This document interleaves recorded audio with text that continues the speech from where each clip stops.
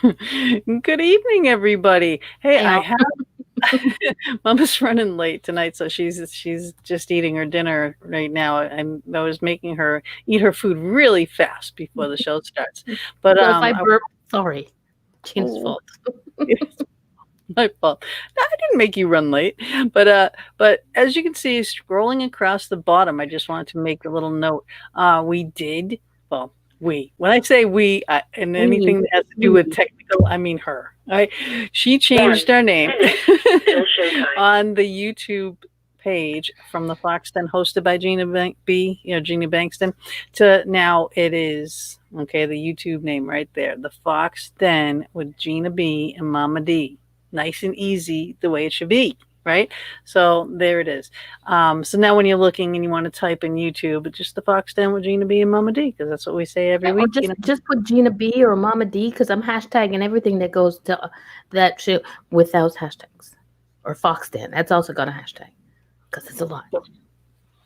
All that because of Mama D. Because if I didn't, she wouldn't. I just make life a little bit easier. Because if She I does. don't, she cusses.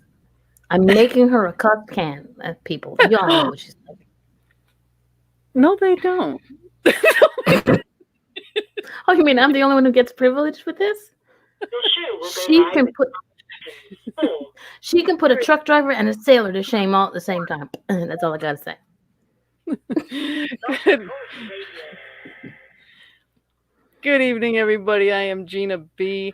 Here with Mama D. We are live in the Fox Den every Thursday evening from 8 to 10 p.m. Eastern Standard Time. If you are listening on Blog Talk, or if you are listening to the archives, or if you are listening to any one of our Anchor uploaded venues, please go over to the YouTube channel. You can watch it later, you can watch it anytime. All right, we just changed the name to make it nice and easy for you to watch the Fox Den with Gina B and Mama D.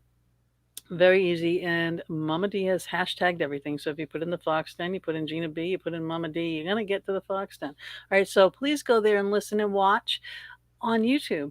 Like, subscribe, and hit the notification button, because we have got some very special things coming up that will only Mm-hmm. be on YouTube and not on Facebook.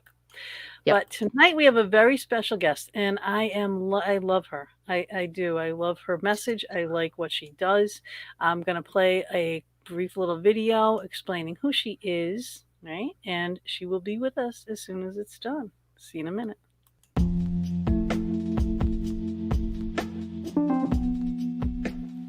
Good evening and welcome to the Fox Den, Jeanie Cisco-Meth. As a child, for various reasons, Jeanie was bullied. So much so, she decided to do something about it to help others, resulting in the creation of tonight's topic, Bully Proofing You, Taming the Bully Between Your Ears. She's a two-time best-selling author, professional speaker, educator, and a parent. Jeanie Cisco-Meth shares her scientifically proven system for improving communication and decreasing conflict.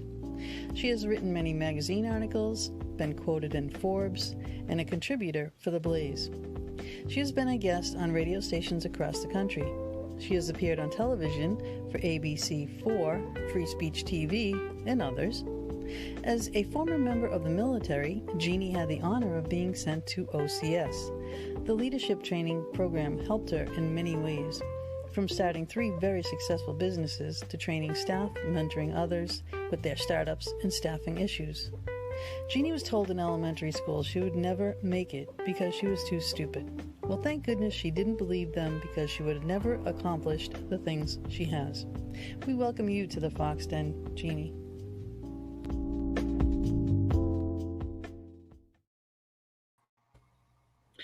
And here she is. Welcome to the Fox Den, Jeanie. Hey, y'all. Yay! Hey, Jeannie. Hi! God, I love her I hair. am. I know. I know. I'm the only one with the short hair today. I'm sorry. I keep cutting mine. That's I because somebody kept cutting it. Won't say who. don't know. The ghosties made me do it. I don't know. But Jeannie, your book is amazing.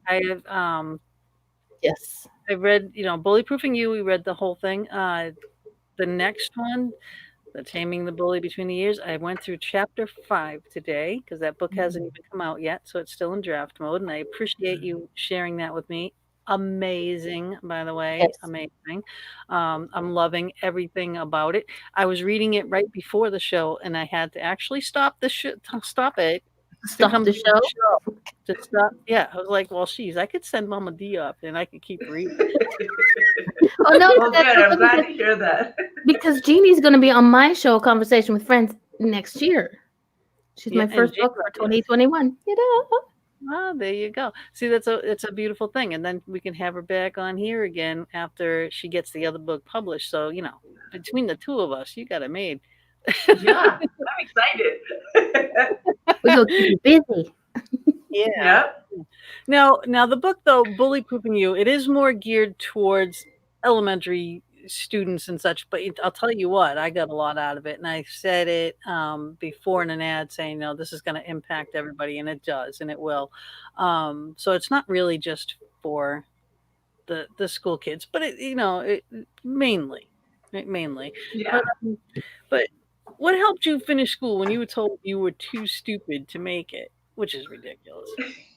Yeah. It was actually the perfect thing. Looking back, I know that life happens for me, not to me. I know that now, but in that moment, I didn't. And so looking back at it, I know that it was a perfect thing to say because it ticked me off. And I was like, you don't decide, I decide. And so what got me through was just sheer grit and tenacity. My parents called it stubbornness. I called it tenacity as I got older. That just, you don't decide. I get to decide. It's my life.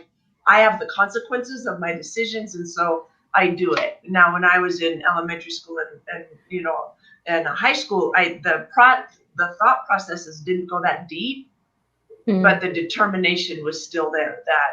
That rebel kind of feeling was still there, and that's what got me through. Nice. She was a rebel. Well, yeah, yeah. Nobody normal ever made history. That's true. That is true. Okay, so Jean and I are in for a big part of history. Yep. I make history just walking in a room. There you go. That's right. Everybody goes, hush. Yeah, what the hell just happened? That's what they say. Oh my God. Look at. Okay. For everybody, the words are going across your guest's face. That's because Facebook gives does subtitles. Oh, you have to get rid of that. I'm like, I don't have anything up there. No, I don't have anything. That's a Facebook issue. Oh, okay. All right. But I don't even know in these questions if we get into the exact things of why you were bullied. I don't know if you want to get into any of the reasons why you feel like you were. I absolutely can. I'm an open book. And it sounds like your listeners are used to a bunch of stuff, so I'm not going to offend anybody, I don't think. Nope. Nope. So just get out the cuss can. We're good. So we had a cuss can I was in the Army, so I had a bit of a potty mouth, taught it an alternative high, knew how to swear in like 4 different languages, And I'm like, my son started doing it. I'm like, okay, this is not good. So we started a swear jar. He put like $1 in it. I put like $20 every week. And I'm like, we're going to the movies. I'll be poor. Not what it's for. Gina will be poor, but all the money that when I send her the cuss can, it comes back to me. And if it's American, I'm going to get a bonus. I'm getting it right, exactly. Oh, Lordy, giving away all my airing my dirty laundry out on air. Right? That's okay. We can air mine now. That's okay. I'm giving you permission. It's all right. So hi, everybody in the chat room. Please feel free to ask any questions. Okay, now we are talking about bullying tonight. All right, if you were bullied or someone that you know was bullied for just being different. Jeannie will explain, some of the reasons of how she was different. Some of the things that I was different for. I was blind as a bat when I was a kid. I couldn't see anything. I related to that. That's in that second book there. I was relating to that like unbelievable, especially when you finally get glasses and you can see leaves on trees. It's like, wow, there are leaves on trees. Wow. And you can see them? Oh my God, it was amazing. But you don't realize what you don't see. But I had the big thick Coke glasses, Coke bottle glasses, because they didn't have the nice new frames and everything that they have now. So I would get made fun of for those. I got made Have fun of for my red hair. oh God. Well, you Yeah, know I what? don't They were think jealous. there's a single person that's gone through life without being made fun of about something. Yeah, Everybody has it. we have a guest The in the question. Go ahead. chat room, Darian. She's an adorable I writer. love We've that. had her on here. We love her books madly. Okay. She says, I totally understand. I was teased growing up. I didn't know that I had a hearing impairment until I was 18. It explained a lot. I had to get tough. And Exactly. Anthony doesn't want us to gossip about him. Well, Anthony, you just never know what we do. Anthony. Well, Anthony, one thing I know Just about love. yeah. Just love. Yes. That's all we're given. Love Yeah, and we love you. tips on how to get over it, Yeah. right? Yeah. Where's Sabrina, Anthony? We want to see Sabrina in here. Is she with you? Say hi. Okay, so Anthony, you're okay, but we want Sabrina. I know, right? Where's Sabrina? Where's Sabrina? Cat Kathleen. And it can But, hang around. but yes, but the shiny ball moment's over. We're gonna Right. get back into Jeannie. So explain some of the reasons, why you were bullied, things that you were going through. Um, So the first problem I had was I couldn't see. Just like you, I was legally blind and I couldn't see, but I didn't know I couldn't see because you don't know what you don't know. Yeah. I'd never seen clearly, so I didn't know that other people could. right. And we finally, so my mom taught my brother, she homeschooled my brother first grade, and she homeschooled me for kindergarten. And unbeknownst to them, I memorized all of the first grade primer readers. And so they put me into first grade the next year, and they're like, this girl's a genius, because I would read everything, and they thought I was amazing. Well, so they advanced me during that year, and I couldn't read anything, didn't even know my alphabet. Well, I had memorized the books, word for word, when to turn the page, what was happening. And so I went from being this incredible prodigy to this pain in the bum. This is really what happened. And they had a real hard time because they had to order in special books for me to try to teach me. I mean, it was a mess. It was a mess. So not only did I have visual dyslexia, but then I also had auditory dyslexia. So things would get jumbled up in my mind of what was written, but then when the teachers would talk to me, when I would get stressed, it's still there, but I've learned how to deal with it. So I never heard of that. I never heard of that audio dyslexia before I read it from you. So explain that a little bit more, just because some people might have it and not realize it. The easiest way for me to explain it is kind of like, Peanuts. I love Snoopy. We do the Snoopy dance here, but when the adults talk, it's kind of this wah, wah, wah sound. Right. That's how parents sound to their children normally. Yeah, wow. Right. So that's what would happen to me. I couldn't distinguish sounds properly, and therefore I couldn't speak sounds properly. So I had a speech impediment, just all kinds of things.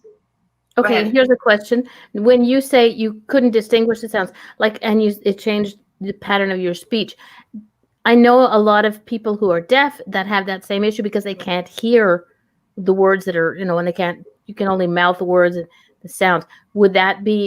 Is that also sort of part of it because you had an issue with your hearing, or was it just auditory dyslexia? It was a problem with the hearing. They termed it auditory dyslexia. So It wasn't that I couldn't hear sounds. It was that the sounds would get jumbled.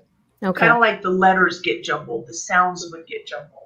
Right. And I bet a lot of people, I think a lot of people, if you're watching your children, and they pass the hearing test, is there a test that they can take to see if they have that? The biggest thing was my dad found it when we were talking. I couldn't say my R's, my W's, and there's letters that sound a lot the same. So I remember as a young kid sitting on his lap, and he would say rabbit. I'd be like, rabbit. No, rabbit. Just going over and over, him saying that word over and over, and me trying to form it right in my mouth. just spending days and days on just one word. And then we would move to another word, And so I remember that, sitting there and just him telling me, no, that's not right. Try it again. No, that's not right. Try it again. And just working on it. Well, you're lucky you had such wonderful parents that really encouraged you, pushed you, made you who you are, stand up for yourself. And on top of all of these other problems, you were 6 foot tall, I mean, so you're, here you are, this really tall girl. And I know that, we had. I'll fit underneath her armpit. Yeah, like right there. She could put her elbow on my head. Yeah. Well, I was 5'7". I've shrunk. Now I'm like 5'4". Like 5'5" something. I mean, I shrunk a lot. It's crazy, but I mean, there were a few real tall people, and yeah, we would be, would always say, "How's the weather up there?" Down there. Yeah. Been there, done that. But they were our friends. You know what I mean? But we say it anyway just to tease them. Right. But we weren't saying it to be mean or anything like that. But they did hear it, and you could tell the frustration in their face when they heard it, like again. Well, and I think that's a really important thing. It's not always about what you say. It's about how the other person receives it. Yep. What are they hearing? What I say is not always what someone else hears. Mm-hmm. And so it's very important to pay attention to that body language, to pay attention to how they're receiving it, and to ask for clarification.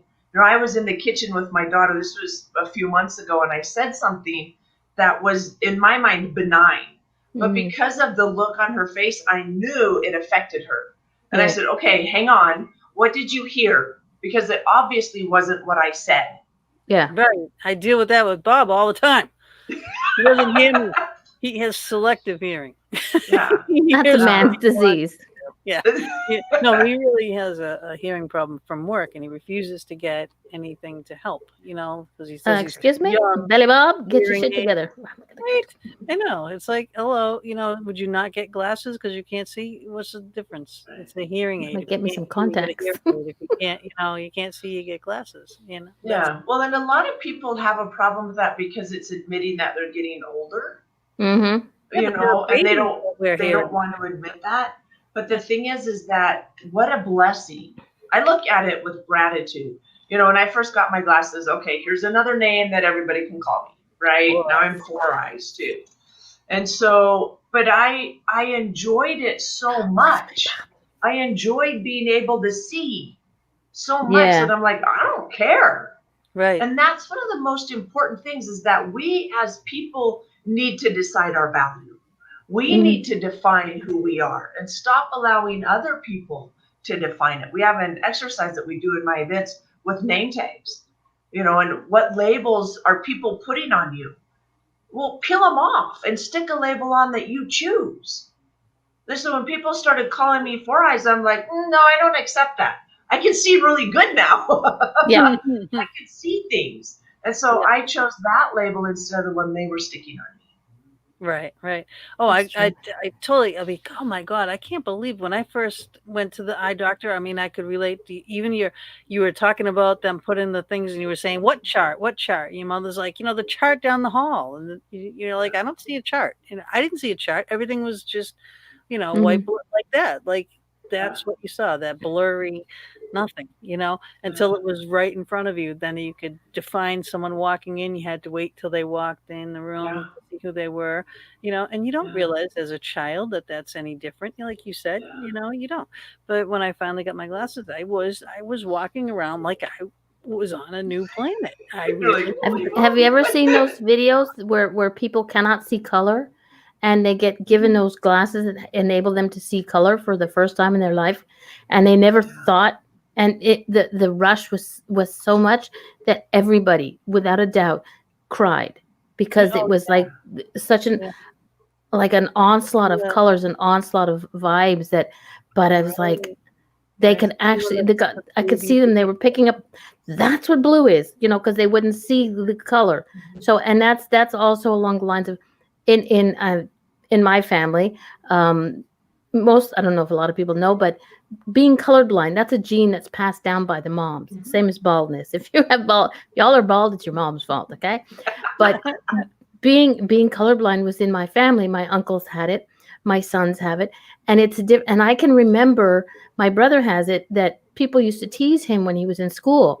Amongst other things, he was teased a lot about stuff like that. And I was like, dude, don't. I was a bully and a tomboy back. Well, I was a tomboy, wasn't a bully. Don't mess with my brother. I'll have to kick you. And I usually have to, but that's another thing that people don't realize is something as simple as not being able to see properly. We don't want to put glasses on because, like you said, get it called four eyes or all kinds of fun names, But right. And then, of course, back in those days, because we're older, the glasses. I think I'm the oldest in the house. By what, a year maybe? But anyway, the glasses were thick. They wasn't very attractive. Then when I finally switched to contacts is when it was like, oh, now you get noticed.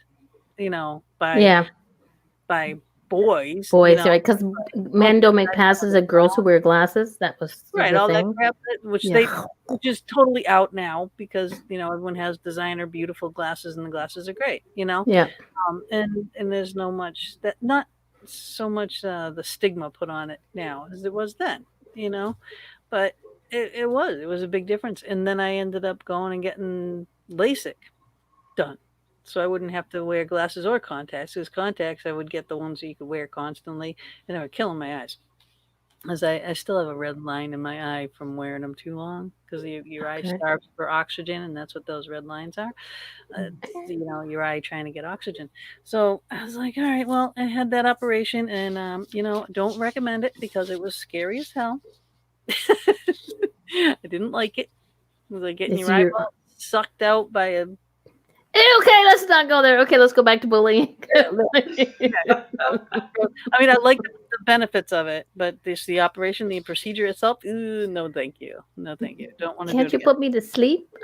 You can hold my eyes open, but let me sleep. I don't want to be. No, I'll explain the whole process to you later. No, thanks. Let's get back to Jeanie. She's just sitting there going, "Oh my God, what did I get myself?" I was like, what did I get into with these two women? It's always an interesting event. So now you became a teacher, right? So yeah.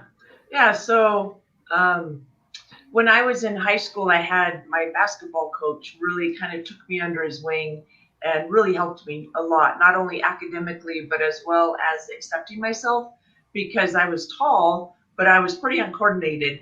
And he's like, you can do this. He believed in me, and he transferred that belief to me. And I worked really hard and made the team, and that helped. And I thought, man, if I could, I went through a lot of crises. My parents got divorced when I was a freshman. It was a struggle. School was a real struggle. And what I learned from that was that it shaped me into who I am today. That person that, just keeps trying. There's a way. There's a way. I just got to find it. There's a way. And I don't have to put up with. I believe that people treat us how we teach them to treat us. Yes. And if I allow people to treat me a certain way in a way, that's my fault. I need to teach them, hey, you know what? I don't allow that. But too many people allow relationships to be bad because they don't know if they'll get anything else. Yeah. And so I want to make a special offer for your audience. I just wrote a short story. If you guys want to shoot me an email, it's Jeanie@JeanieCisco-Meth.com. No hyphen in the email, and just say, hey, Jeanie, I want the relationship article, and I'll send that to you just as my gift for listening to this. And it hasn't been edited, so I've edited it, but that doesn't mean it's very well edited. So it's a pretty raw story, but I thought, man, I want to give you guys something special. And so if you shoot me an email to Jeanie@JeanieCisco-Meth.com and say, hey, I want the relationship article, I'd love to send that to you. Because we train people how to treat us in a relationship. And if I'm not letting people know, hey, I don't like that, how do they know to stop? And too many people want others to read their mind. And that doesn't work. It doesn't work. It never works. So yeah, so shoot me an email and I'll get that out to you. Please be gentle. It hasn't been edited, like I said.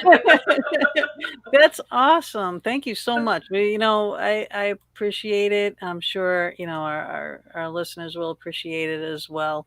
And again, if you're just listening, go over to the YouTube channel. You can see the videos. You can see the links that we will show. I will show her book. Let's see right here. There's her book. The Taming the Bully Between Your Ears is the one she's working on. Bullyproofing You is the one that is out. And then explain what the disc is. So there's a whole home study course. It's now all digital, and you get if you go to bullyproofingyoubook.com, then you can get a copy of this. I'll autograph it for you and get it in the mail. It's me sending it out to you. And then you can also upgrade to, there's a video for each chapter, and there's a workbook that goes along with it as well. So it's a whole home study course. The reason I did that is because the more involved I get in my learning, the more I learn. So if I work on something, for a few weeks and I keep reviewing, I retain 80% of my knowledge. So the beautiful combination is, so you've attended this event. At the end, if you review your notes for 10 minutes for 7 days, you'll retain 80% of the information. That's great. So, that's a great tip right there I for need anyone. that. Yeah. So within 24 hours, start reviewing your notes. Spend 10 minutes a day reviewing your notes. And at the end of a week, you retain 80% of the information. Right. And I do find that too, that even just taking notes, if you take notes, Yeah. not even don't type them, handwrite them. If you handwrite them, then it stays in your mind more. It's like when you're driving somewhere and you follow a GPS mindlessly, and you're not going to remember how to get there. Nope. But if you have to actually think, I have to take a left after these, Right. I used to be the co-pilot with the map, and I'd be like, my husband be like, okay, where do I go now? I was like, okay, go this way, take the next. That was before GPS. Yeah. Well, we always had the problem with the right and the left, and that was a funny story about you too in the Army, because she's an Army brat too here, and she had a problem with the right and the left, and I would do that too in the car, because I wouldn't be able to think of it right away, like, oh, take it right, and I'd be this way or that way, so it's like right was this way, left was that way. I'm like, don't you know? Hey, look, I learned that if I hold my hand up, that's an L. That's left. That's an L. Yeah, but that's okay. Left. Okay. I was so bad with the left and the right. I put my husband's wedding band on the wrong hand. That's how good I was. Oops. But my best way of knowing the right from the left, good little Catholic girl, I do the sign of the cross. Okay, that's the right one. Never thought of that. Because I can't. It's odd. I know people do use the left hand. The lefties, I guess, do it. I'm not sure. I've seen people do it, but I can't. I can't do it. It just doesn't feel right. So it's like, okay, this is it. I got. You've done it enough. Right, now again, all right. Poor Jeanie, being as tall as she is, even in the Army, she's being pulled out, and putting out front, so she has to do everything right and do it all always first and everything. So that's like panic in her brain. But what did your drill instructor do to you because of the right and the left thing? So, like I said, when I get stressed, I still have all those learning disabilities. I've just learned tools for coping with them. And so I'm out front because I'm tall, because they want the uniform of the height, and I'm out front as platoon leader, and he'd yell left and I'd turn right or whatever. I always seem to be going the wrong way, and he'd yell at me, and that made it worse. And so he brought a rock, and he puts a rock in my right hand and says, "Rock, right, get it?" Oh, I like that one. So I carried that rock all through basic training. And it was funny. No, it was probably about this big, so maybe about an inch and a half. So, but yeah, it was good. But I think the key that all of us are discovering is that all of us have our own struggles, Mm-hmm. with whatever it is, and we have common ground in our struggles.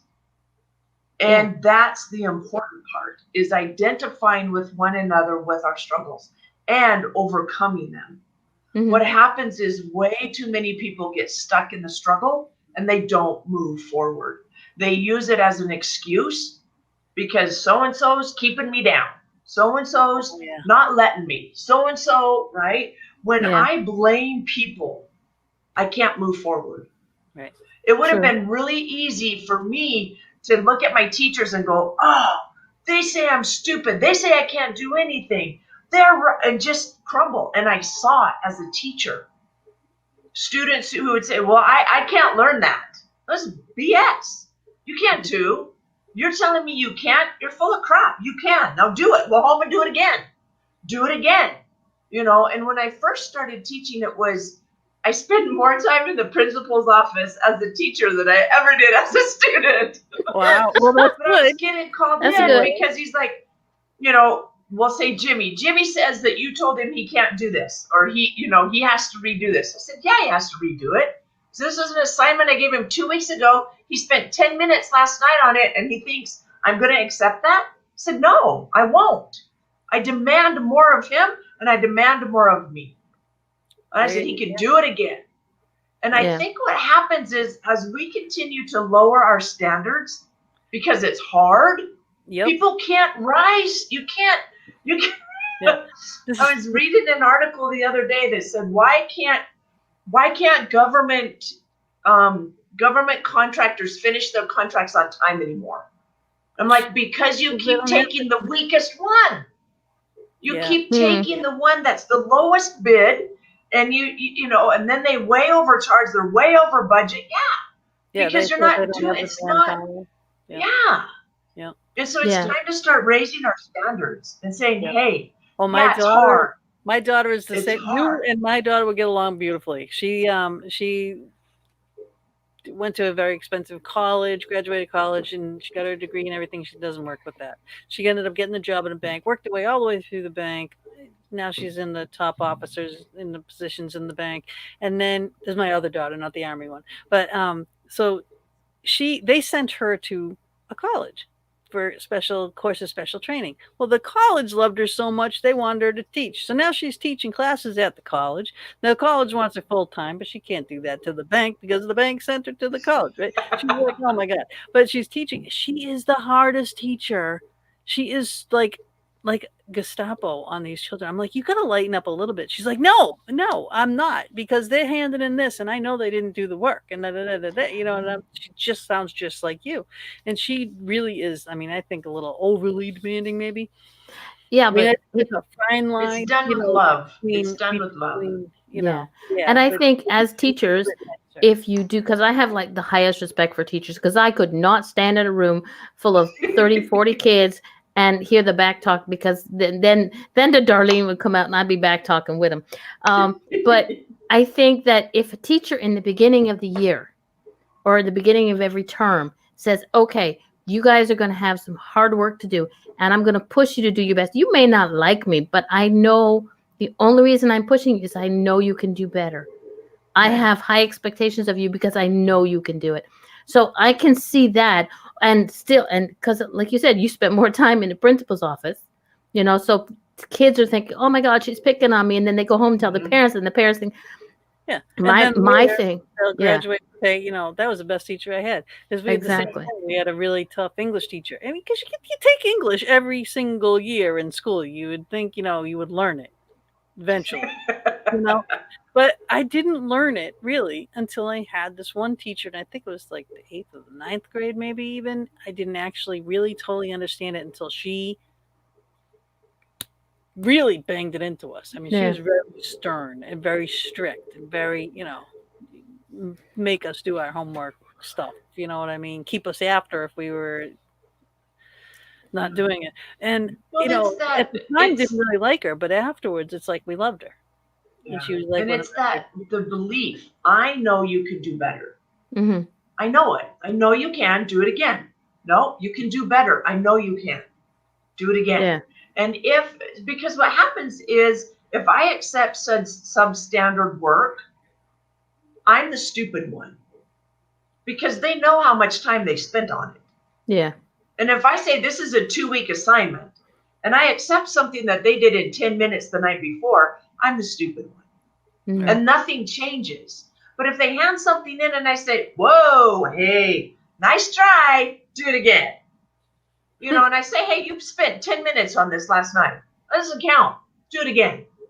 And they're like, no, Jeanie, I spent 2 weeks. Awesome. Do it again. Because you can start again now with more information. Yeah.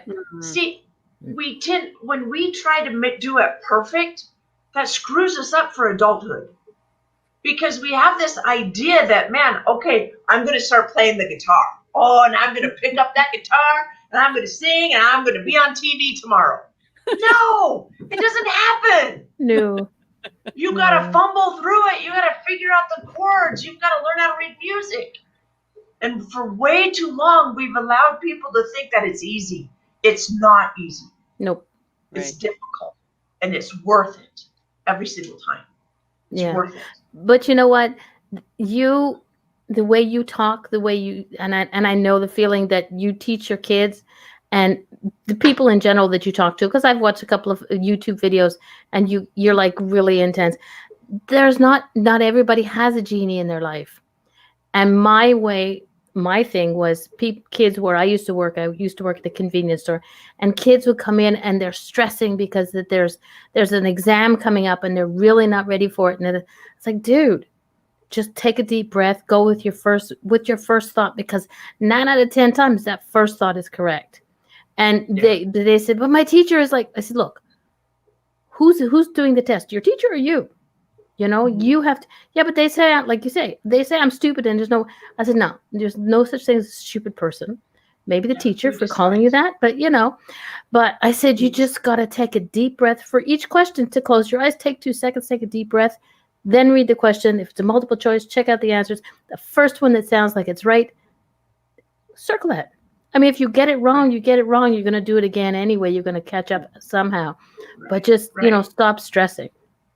Yeah. Right. And it's the same with adult life. Yeah. Try it. If it messes up, okay. It's okay. Yep. Do it again. Because you start over smarter each time. Because you have more information. Exactly. And so often we want to get it perfect the first time. And you can't always get it perfect. No. You do need to do research. You do need to study. I used to tell my students, praying will not bring out what study never didn't put in. You got to study and get it in there and then pray. If you're just praying and not studying, it ain't going to work. Yeah, exactly. So, and Kathleen, she's got it right here. It says, because you observed and evaluated compared to just overlooking. And, that's what I think the problem is now, is the teachers just let everything go. They don't care. They let everything go. They have to pass those tests and everything, all those tests. Oh my God, I can't even think of the name of the test. But they were all freaking out about the test, and they're doing all these courses and everything to pass those tests because the MCATs or whatever they were for to get your school funding or to keep your school open and things like that. That should not be a criteria. This is our brains. This is our future. This is what's going to run the planet. You know what I mean? This is where the attention needs to be. These children need to learn, and the parents need to get behind them, and make them learn. We've done. Sorry. No, I'm sorry. We've done tons of trainings for school all over the country. Love it. Absolutely love traveling, and sharing our message with kids, with students, and with the teachers and the parents. We always do 3 presentations. We do one for the students, one for the staff, and one for the parents, because each one has that same foundation, but it's a little bit different. And I used to tell my teachers, if you're teaching something that I can pick up and say, hey, Google, you're superfluous. You're not needed. Right. Teach your kids how to think. Teach your kids how to process.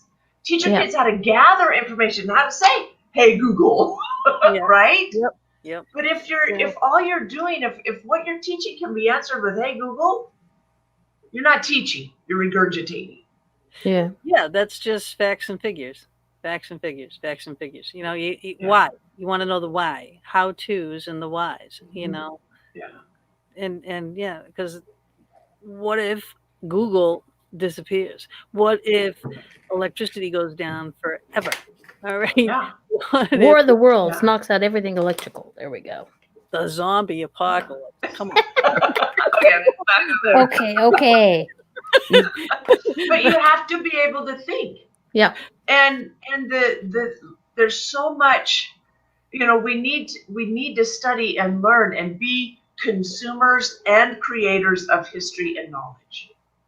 Exactly. We need to learn and go, wow, okay, the way she did that didn't work very well, so I'm not going to do that. I'm going to try it this way. Yes. Right. Yeah. Learning from other people, learning from ourselves, and forgiveness. Yeah. Oh, I didn't do it right the first time I did it, and that's okay. I'm going to do it again. I'm going to do it Yeah. again, and that's okay. Yeah. Exactly. And this is the way a lot of people, like if I relate it to my day job, okay, I train new cashiers and I say to them, first and foremost, every customer who comes in that door is your family. You may not like them, but mama says it's Christmas dinner, you be nice. So you have to think of everybody as your family, you have to be nice. I said, and what I'm going to teach you is your foundation. I can tell you to put it to the left, but you find it easier if you put it to the right. So I'm going to give you the basis to work on. You're going to build on it. You're going to do what you got to do. And I think that's what a lot of kids, because I've seen a lot of trainers yelling at people going, you're not supposed to do it this way. What are you, a stupid dummy? Then I've walked into stores and heard that from managers saying that to employees. And I'd be like, I can't shut my mouth. So I was, excuse me? You don't talk to your employees that way. And because no, and then I have to be nice. Not allowed. Yeah, not No. allowed. Not allowed. And see ya. Have a nice day.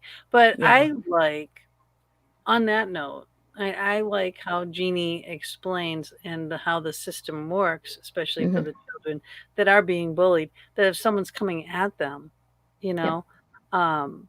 you're countering it with conversation, with questions, with, you know what I mean? You're interacting with them. You're not letting them just bully you and walk away and be like, ha ha, and walk away with their friends. You know what I mean? It's like Mama D was saying to me earlier, like she got made fun of for having red hair and she was called in French. I don't know how to say it. It's called poil de carotte. Now that's hair of the carrot. Yeah, now I know they meant my red hair was orange like a carrot, but my way of going was, hey, poil de carotte, the hair of a carrot is green. My hair not green. So, when you figure out what I am, just let me know. Now it's called ginger magic. You do. But now, like, if you read Jeannie's book and stuff, and someone calls you that thing, you say, hey, well, you must really like carrots because I know I love carrots and I just had carrots for lunch. So, that's awesome. Yeah. So see you later. Have a nice day. And you walk away, and it's like, and it's methods like this, training and teaching like this, as opposed to getting all flustered, angry, upset, retreating, shutting down. It starts, the 3 parts of the book. The very first one is the personal value, because that's the foundation of the pyramid that we built. Yep. Personal value. I have to believe in myself. Yep. And it starts many times with rejecting labels from other people and choosing the labels that I want to put on. Yep. And so you can call them affirmations, you can call them declarations, you can call them statements, you can call them incantations. I don't care what you call them. Just stick labels on you that make you feel good, that empower you. I started a long time saying, I'm vibrant, vital, and alive. And then my body goes, oh, we better be that because she keeps saying that. Exactly. Well, yeah, I mean, positive attracts positive, negative attracts negative. It's just, that's the law of nature. It's true. Yeah. You got to change so that your first mind. part is personal value, belief in self. And then the second part is perspective. Hurt people hurt people. They're not picking on you because you have red hair. They're picking on you because it's something that they can see and they hurt. And they want you to hurt too. Exactly. And so they point it out so that they can get a laugh, so that they can get some attention. But it's not, good people that are in a good spot, they don't bully. Right. It's hurt people that try to hurt other people. Right. And healed people heal people. And so if we can start the healing, we can change the world. Yes. And it starts with forgiveness of self, belief in self, and then forgiveness of self. Because we always make mistakes. That's part of being human. Exactly. And for me, mistakes, I make a lot of mistakes. I learn from them. It's like somebody says, if you make a mistake, you learn, if you have a bad relationship, you learn what you don't want for the next one. So If I make a mistake, I know what not to do the next time. I might make another mistake in another direction, but I'm still gonna, Right. And nobody has the right to tell me you're doing it wrong. I can say it to myself, dumb, you're doing that wrong. You should have done it this way. And No, I know a don't call lot of yourself people. dumb. No, Don't I do know, that. but I know. And Don't just do like that. the way I'll do the same thing. I'll be like, "Oh, you stupid! I can't believe you just did that," and then I'll fix it. But the thing is, we do that to ourselves. But when Yeah. we see, and I do it to Gina when she calls herself, say, "Hey, nobody's allowed to call my co-host stupid," So I know that. Right. So it's like, so I know when I do it to myself afterwards, I'd be like, "Oh, you're not a dummy," It's like change it around, but you still gotta stop self-bullying, and that's one thing that I get. Yeah, and Right. Yeah, And you've that got things that we all do it. It's true. Yeah. So I realized that I was caught in that should have trap. Oh man, I should have known better, because we learn things and we know them intellectually, but we don't live them until they're in our heart. Yeah. So I say I know something once it goes from my head to my heart, but until it goes to my heart, I don't know it. Right. And so I try, and so I'll do something like, learn something. So this is what happened, the facts. Something was said, it was misunderstood. So in the future, I ask, just like with my daughter, I can see that you didn't hear what I said. What did you hear? And so when I make that decision, when I let the past go and I say, next time I will, and I make that decision, then if I do it again, I'm more likely to make that positive decision. If I screw up again, that's okay, because repetition is the second law of learning. And so I make the decision again. Oh, I forgive you, Jeanie. You made a mistake. Next time I will do such and such. Yeah. That's how you get out of that self-bullying. Yeah, definitely. And then excuse me. And you put it out there too, stretch your limits, stretch your boundaries, you know what I mean? Put yourself out there. And again, what's the worst thing that's going to happen? You're going to fail? Oh, well, if it's not life-threatening, it's not a major catastrophe. Put yourself out there, try something different. If it doesn't work, and if you try it again and it doesn't work again, well, maybe that's not the right thing for you. All right. So, someone with, 3 fingers might not play a guitar just as well as someone with, 5. Okay. But they might play it better if they modify it. Right. But they could figure out a way to do it. And many people have, people can play with their foot. You know what I mean? It's like, it's your mind, it's your will. If you really, really want to make it happen, you will, Yeah. I believe, so the word desire comes from Dea Sire, right? Of Sire, or of your maker, higher power, whatever you want to call it. And so if I have the desire in me, that means that I have the ability to make it happen. Because I don't believe God would put a desire in us and then not give us the ability to make it happen. He didn't say it would be easy. The desire is there. Then we've got to build the muscle to make it happen. Yeah. Yes. And I used to be a personal trainer. And so you don't walk into the gym and lift the 50-pound weight on the first day. No. You walk in the gym and you pick up the 2, 3, 4, 5, maybe 10, and you keep your eye on the 50-pound weight, but you continue to lift the smaller weights until you can lift the 50-pound weight. And it's the same with creating anything in my life. And that article that I wrote, remember I told you I wrote a short story about relationships? Yep. That talks about, I've been divorced twice. And I finally got it right. My husband and I are celebrating our 18th anniversary next week. Woo-hoo! And people ask us all the time, you guys newly married? Or you guys newlyweds? Are you in your honeymoon? I'm like, no, 18 years. Yeah. I made mistakes in the first 2 and I figured it out and I got it right this time.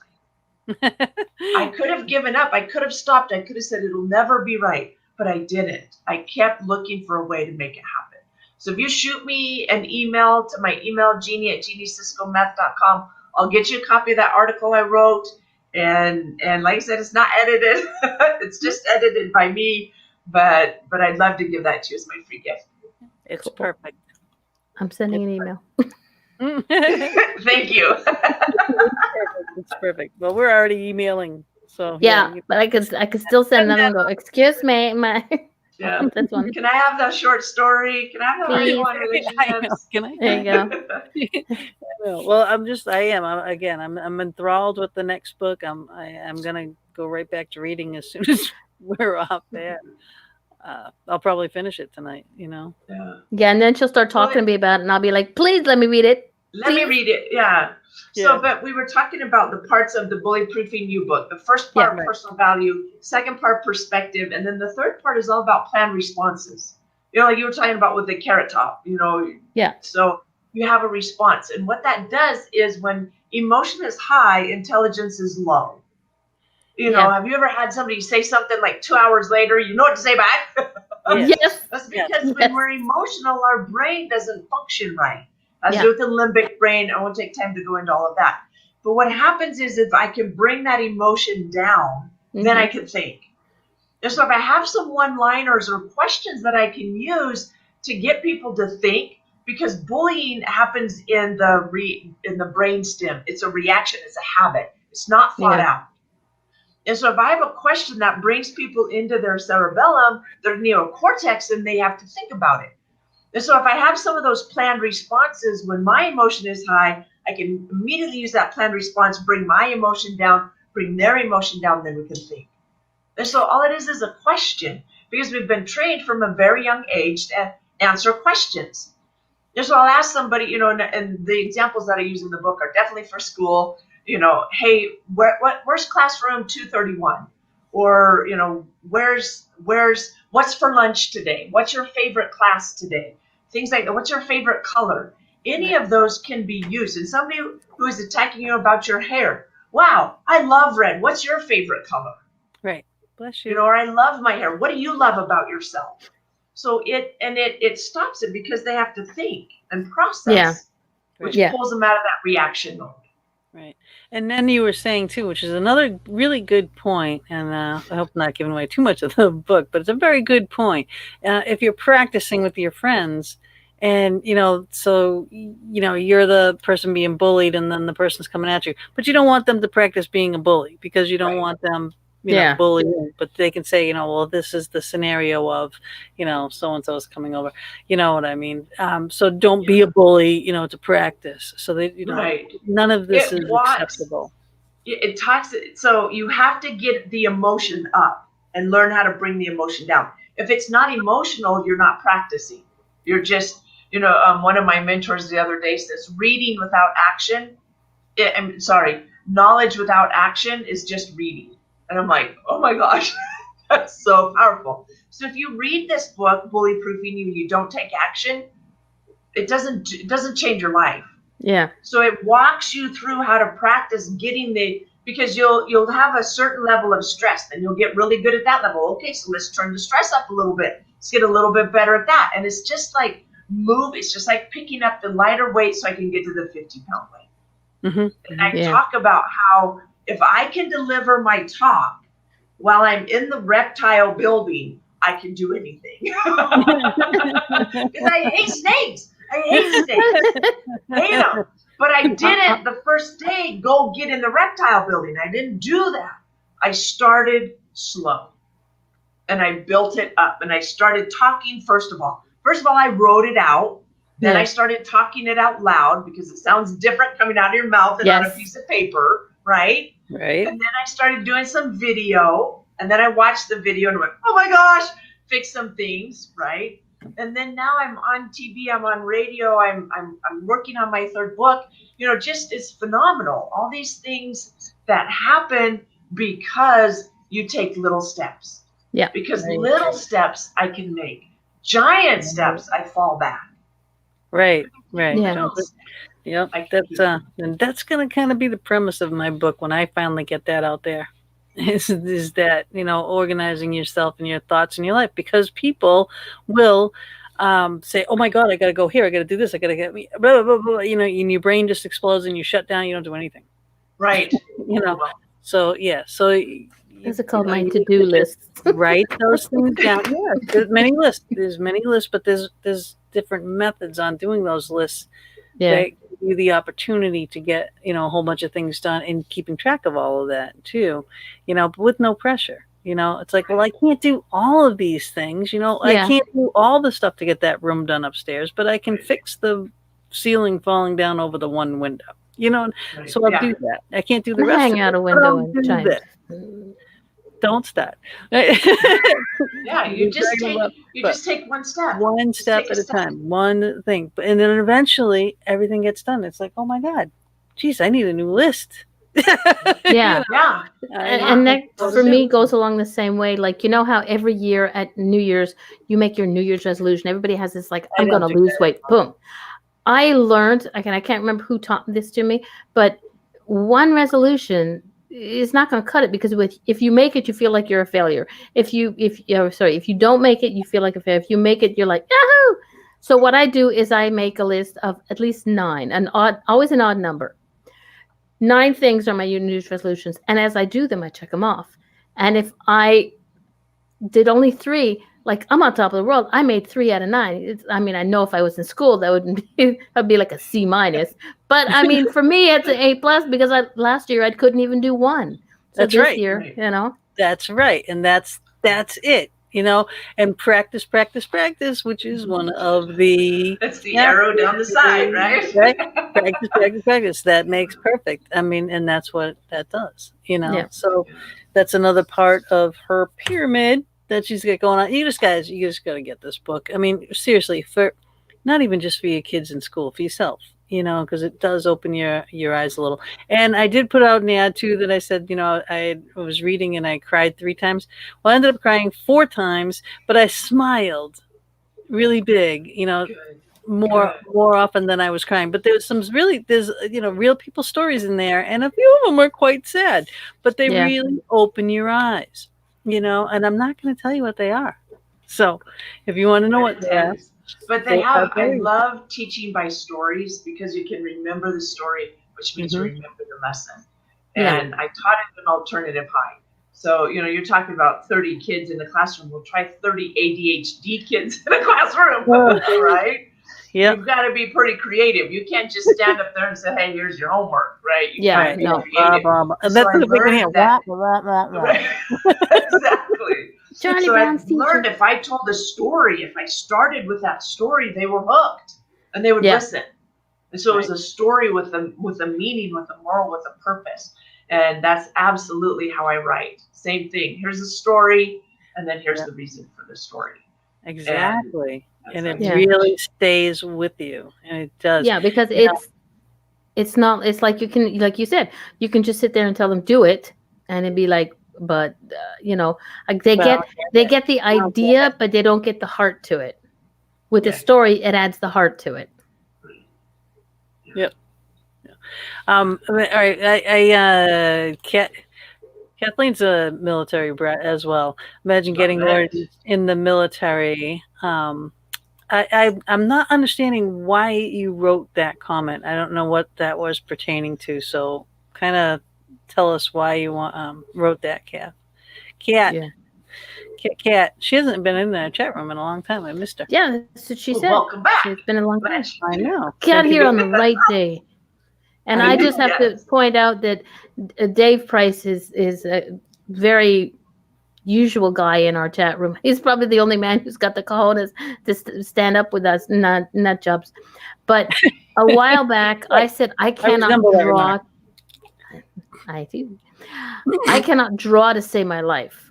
I can't even draw a straight line with a T-square, which is really hysterical for my drafting teacher. But he said he used to draw. So I told him to draw a picture of me. Pencil sketch, charcoal sketch, I didn't care. So he's taking pictures off my Facebook. He's got 2 months to come up with my picture. I'll send you some pretty ones, Dave. I've got some really nice ones. I did like really cool things from photo lab. Oh no! He's gonna do this all on his own. This is all his own. Nothing. No help from you. No pout. No pouting. There's no pouting in the Fox Den. All right. It's like baseball. No crying in baseball. No pouting in the Fox Den. What's the problem? That's right. That is right.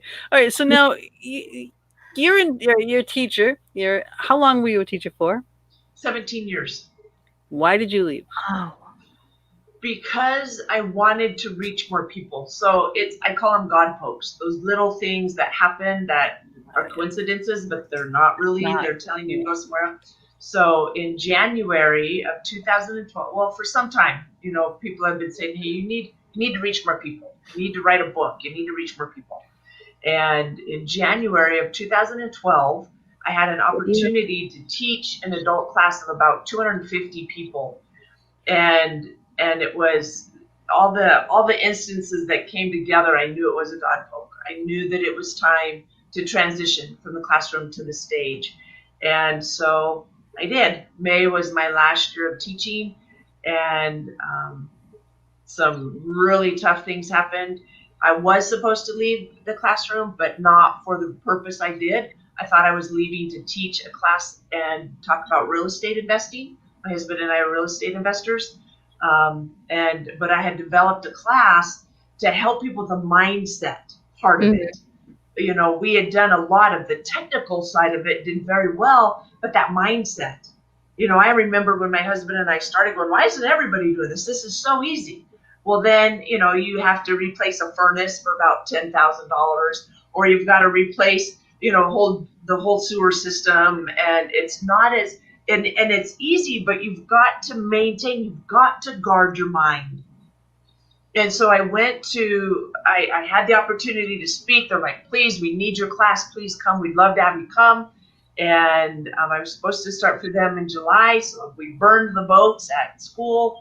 And in June, they disappeared. They wouldn't return my phone calls. They wouldn't return my emails. I'm like, what's happening? Wow, right. Yeah. And so I'm like, I had to use that mindset. What am I doing? What do I want? Do I want to go back to teaching, or do I truly feel like I'm being called to something else? And I did feel like I was being called to something else. And that was bulletproofing you. That was helping people. And I've received emails from people who have got my book in Japan. I've never been to Japan, but my book has been to Japan. That's and awesome. Them telling me, thanks for giving me. My daughter was suicidal for a lot of years, and so Bulletproofing You was written to help her, and in the process it has helped thousands of people all over the world, and I feel so blessed. And if I had not had the courage to take that first step outside of the classroom, I would not be receiving emails and phone calls and speaking engagements from all over, because I wouldn't have crossed the finish line. You have to take the first step. Amen. Well, I'm so glad you did. I'm so glad you did all the things you do. And, your God pokes, I mean, we call them intuitive thoughts. Those are direct links to your I like God pokes. Spirit guides, your angels, your spirit guides, whatever. And it's best not to disappoint them. Right. You must follow them. Life goes better when you follow them. And if you don't, the price tag and the pain gets higher each time. It's no longer a poke, but a 2x4 upside the back of your head. Yeah, exactly. And as I always said, when God says something, you better listen to her. Yeah. Exactly. Okay. Kathleen posted in the I'm on the wrong mouse again. Based off, hold on a second, if I can get this up. I guess this was a response to her comment.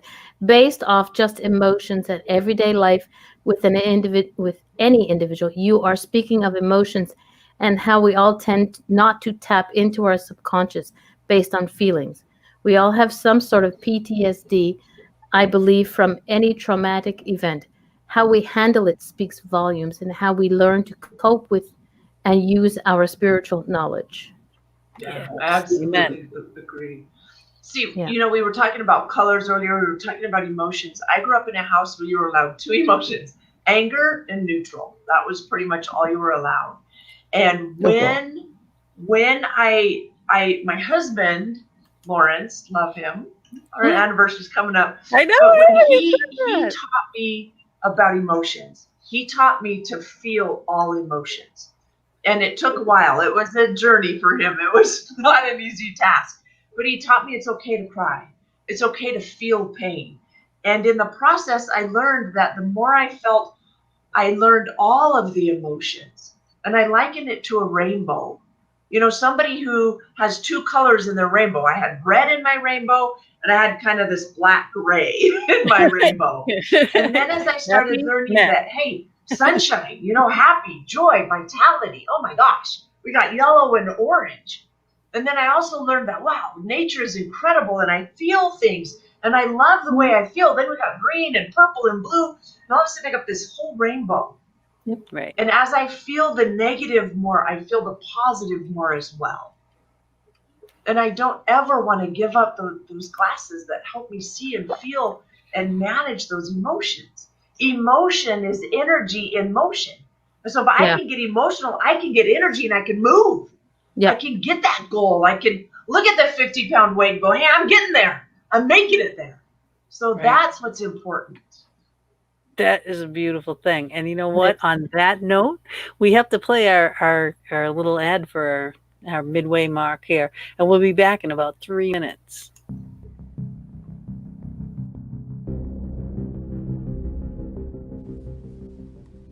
The Fox Den is now proudly sponsored by Vortex Ghost Gear, one of the leading fabricators of paranormal equipment. Bob Christopher is the founder and creator of Vortex Ghost Gear. He has decades of investigating, starting with his team at NEPA, and as lead in the popular local TV show Ghost Detectives, he has experience of how spirits could be seen or heard.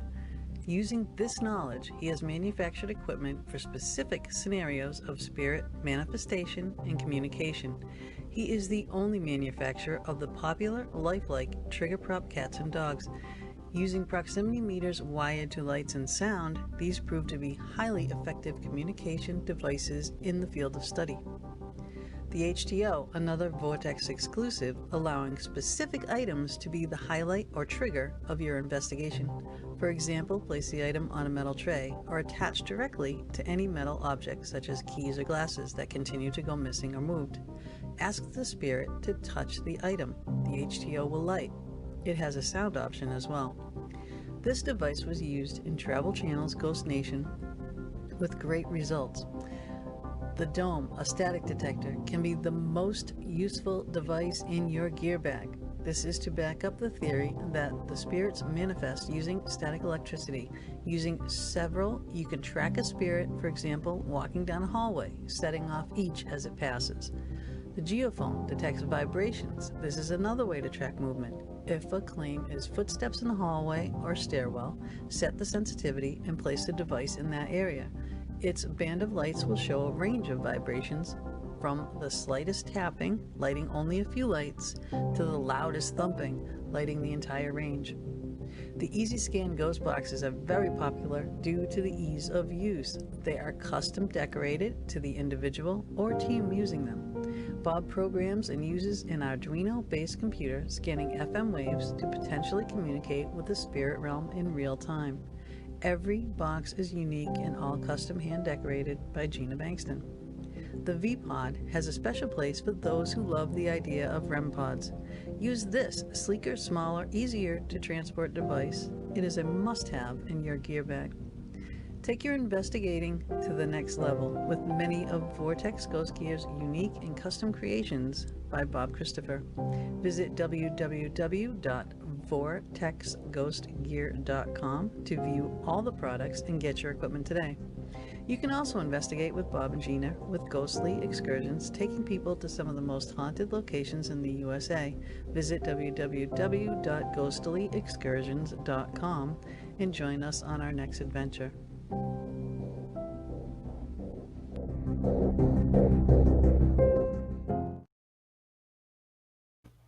And we're back. Yay! I know we were so intense in this conversation, I almost forgot to play an ad. Mama always reminds me. So you want to kick this? You want to kick this hour off for us? And but just a quick. I will with one question, but I just want to make a quick comment. If you notice, I put Cutie Bob in the chat. I did. But that was because when his little face pops up in the thing, he's got that Bob look. It's like it's like he's gonna give you that look no matter what you do. Especially when the skeletons steal his cigars. Okay. Okay. What has been the most rewarding about this mission? The most rewarding is when I get that email or that phone call, or the person comes up after the event and says, "Thank you. You helped, I've read your book and you've saved my life, or you've saved my daughter's life or my son's life or whatever." Because being a parent of a child who had suicide tendencies, you never know.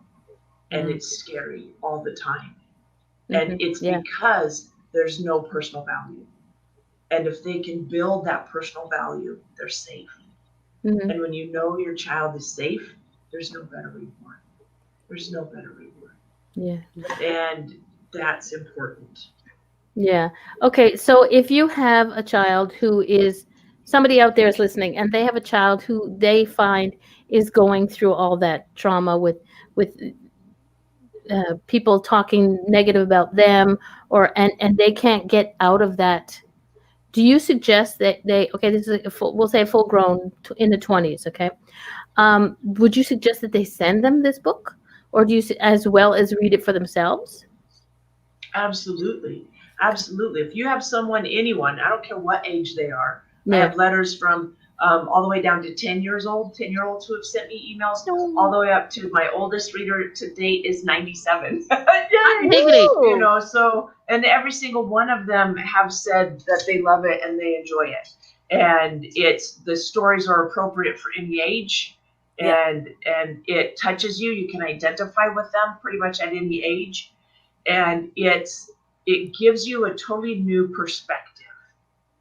The other thing that I would do is remind them that they decide, not someone else. When someone else is calling you names, whatever it is, the reason it has so much impact is because you believe them. Yeah. Right. But if you decide, you know what, I'm not going to believe that anymore. Right. So I'll talk I told you I've been married twice before. When someone you love and cares for you tells you something about you, you tend to believe it. No matter what it is, you tend to believe it. And it's within your power to say, I don't believe that anymore. Yeah. That's not me. That may be how you see me. That may be how you define me, but that's not me. And I will not accept that anymore.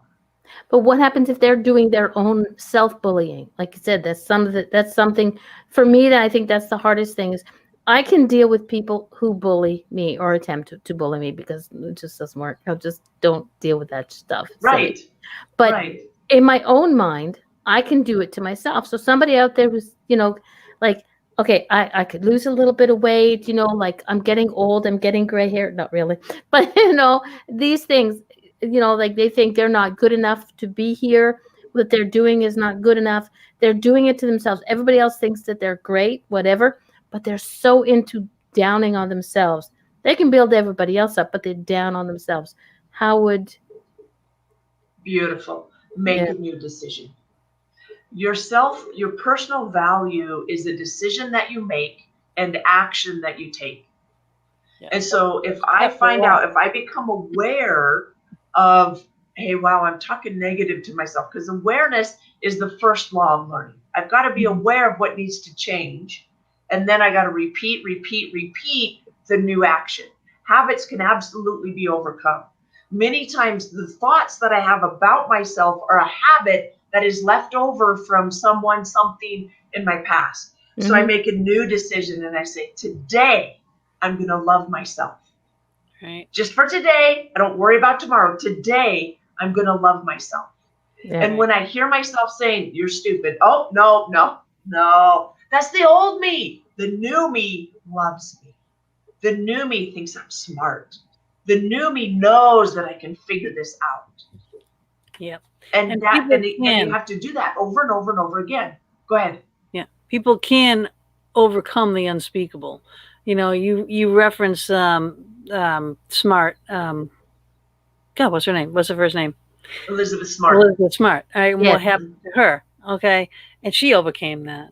Yeah. If she can overcome such an atrocity, but unfortunately, this is rampant. and children, and it's rampant in children, and unfortunately, again, and not to be Debbie Downer or anything like that, but I mean, sometimes it's coming from the parents, Yeah, and it the is. parents Yeah, are it the ones is. that are, verbally abusing and saying to their child, "What are you, stupid? You don't understand that you can't get this. It's 2 plus 2. What is wrong with you? You know what I mean?" And it's like, hey, back off.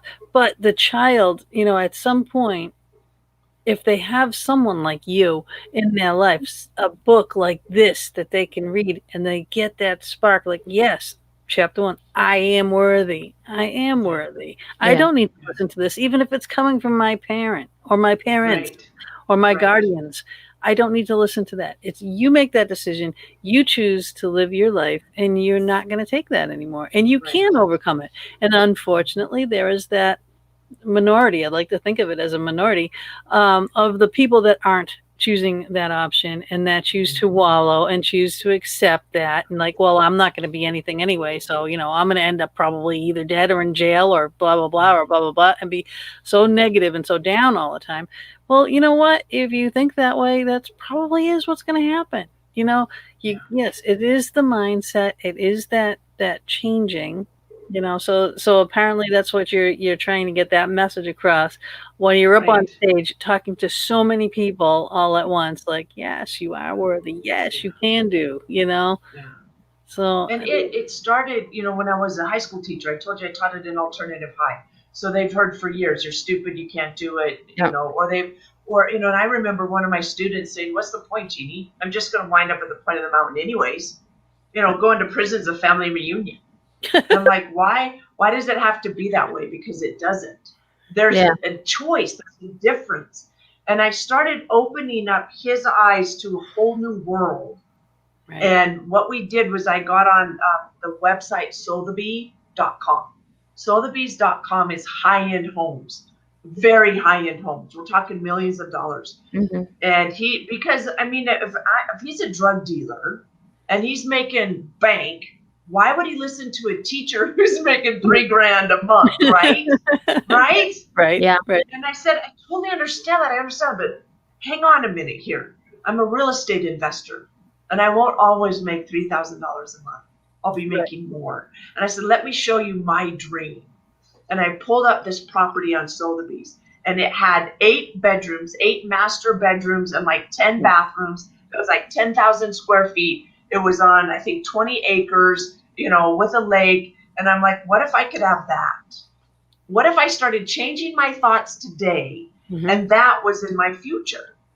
And he said, yeah, well, my uncle has a great house. And I said, yeah, and when are the police going to come take it from him and seize it because it was bought in a drug deal? Right. And that has happened to him in his life since then. Mm-hmm. And I said, I know that when I do something that's legal, moral, and ethical, I get to keep it. I get to keep it. Yeah. Mhm. And so that house, I don't live in it yet. I live in a really nice house. At the time I was teaching that class, I lived in a starter home out in Eagle Mountain, and that's okay. Now I live in a 4,400 square foot house. We have an incredible view of the valley. I've got a really neat back portico that I get to sit under with grapevines. I've got a hot tub. I've got a pretty nice house now. Have I made the 10 million? No, not yet. But Yeah. I'm on the way. And if I don't Yeah. make it, it's okay, because I'm striving for it. And it starts right here. Mm-hmm. That's right. Nothing is made except first a thought. That's right. It starts here. Yep. Then I start to do more, and I start to be more, and then I can create it. But if I don't start here, it doesn't change. Is that And so kind you of like have to ask yourself. Go ahead. is that kind of like a mental vision board? Yeah. Yeah. Yeah, it is. You can have a physical vision board too. So I have 3 vision boards. I have a do vision board, a be vision board, and a have vision board. Beautiful. A lot of people just have the have vision board. I want the house, I want the car, I want that. No. What about the be? Who do you want to be? And so I have pictures, I have quotes, I have books. I love my library, and it's all over. It's full of people who have overcome unsurmountable odds. Nick Vujicic, a hero of mine. No arms, no legs, no limits. Here's Ooh, I this like little that. boy. He's born, no arms, no legs. All he has, he calls it his little foot flipper. He has about a 4-inch deformed foot. That's his flipper. And he travels the world speaking and encouraging. He has a whole ministry for Christ. And I'm like, man, if he can overcome those obstacles, That's it. I can overcome mine. Yeah. I can overcome. Right. And so if you think your life is horrible, it may be. And guess what? Someone else has an even worse life. Right. Yep. Someone else has an even worse life. And you And got guess the what? best of life. Someone's got it Yep. better. Right. Yep. Always. Exactly. That's it. It's all about comparison. It's all about perspective. Yeah, What are because you even the looking person, at and what are you comparing it to? yeah, because even the person with the best life still has issues, and they want more, or they think that people are. So Or, it's like, or people are out to get them, or people are out to get their stuff, and then they're paranoid, and they're locked in their little world, paranoid. Is that living? No. oh, No, it's not. And when I told you I was a single parent for a lot of years, really struggled financially. One year I made $3,000, and that was to support myself and my daughter. Yep, we had food stamps. Yes, we had state aid. Thank goodness for them. Thank goodness for them. And in the process, there were days when I would get tired because I was going to school full time. I finished 2 years of college in 1 year. wow. So full time was 12 credit hours. My lightest quarter was 20. Wow. And there were ones that had 27 credit hours in them. And so I was doing double or triple time just so that I could finish in 1 year as a single parent. Because I knew that if we struggled when she was young, she wouldn't remember it. That was my hope. Yeah. And so by struggling when she's young and doing the hard work then, we could have it easier as we grew up. And there were days when I was tired of the struggle. I didn't want to do it anymore. And then I would go drive up around Capitol Hill and the $1 million homes and go, wow, they can do it, I can do it. And I would visualize my daughter coming out that front door, going to meet friends and being okay. And I'm like, okay, get back to work, girlfriend. And then when I would start feeling sorry for myself and, oh my gosh, life sucks, I'd go drive around the homeless shelter on 4th South and say, thank you, God, that I'm not raising my daughter on the street. Right. Yeah. But I for the have a grace of house. God, there Have go food. I. Thank you. It's all about perspective and what you do with that perspective. Exactly. We have Dave in the chat room. He says, I grew up so introverted with scoliosis. An older brother said, you have a chest like a treasure at the bottom of the ocean, all sunken in. My dad would say, if you've got nothing to say nothing at all. I was so quiet. People would say there's something wrong with him, and it's how I grew. But see, look at the man that we see now. Yeah. And He's a great guy. the treasure chest, hello, it's filled with gold and diamonds and special jewels. Amen. Right. He's doing a picture of me. Oh, is he the one that's drawn the picture of you? Yeah. He got my. That's awesome. He's getting it. He's getting it done. You got to do the Snoopy dance for us. Okay, yeah, you see, I love Snoopy. Uh-huh. So when I first started, remember I transitioned from the classroom to the stage. Love it, Foxden. There weren't a lot of stages because when you are a high school teacher, they bring the people to you. Mhm. But when you're a professional speaker, you've got to go find the people, right? Exactly. That's right. That's right. And so I had to make phone calls and I had to call people like, hey, this is me. I've got this program. And they're like, yeah, no thanks. And so I'm like, okay, if I don't do something to keep my energy high, I'm not going to make it through. I will not make it through. And I listened to classical piano music. And I just made, I think, probably 6, 7 calls, 7 rejections. And I'm like, oh my gosh, I don't know if I can do this. And the Peanuts theme comes on. And the picture of Snoopy dancing all out of control and crazy comes into my mind. And I'm like, okay, I can do that. I can dance crazy because I don't have very good rhythm. But I can dance crazy. And so I turned up the music and I ran out in the living room and I yelled, Snoopy, dance! And I just started dancing all crazy. And the kids come in and they're like, what are you doing? And I'm like, Snoopy, dance! And so they just kind of start dancing with me, whatever. Mom's a weirdo, we don't care. And it was awesome. And afterwards, I'm like, okay, I'm gonna go make 5 more phone calls. And that's how I kept going. And we've done the Snoopy dance for years. You know, my son would use it. He'd come in and he would throw his backpack on and he'd yell, Snoopy dance, and we'd go running in. We'd dance, what you do, what you do. And he's like, I took my test today. How did you do? I don't know, but I took it. You know, and so it's something that we've done. Yeah, it was awesome. Yep. The greatest moment was when I had the opportunity to speak from the Ralston Arena in Omaha. And I shared the stage with Sarah Palin. Pretty cool. Neat. Ooh, nice. And at the end of my event, we all did the Snoopy dance. I invited everyone, told them about the Snoopy dance. And I said, we don't celebrate near enough. And so we're going to celebrate. So you guys, everybody jump up and let's dance. And I didn't know it because it was right at the end of my time. And we danced for a little bit and then I walked off stage.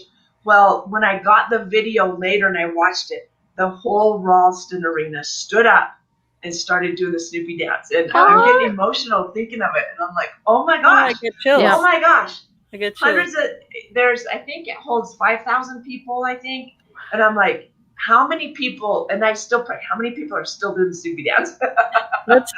So Snoopy dance. No, just reading the book and you saying that is something that I'm going to remember you for. And now more so, you know?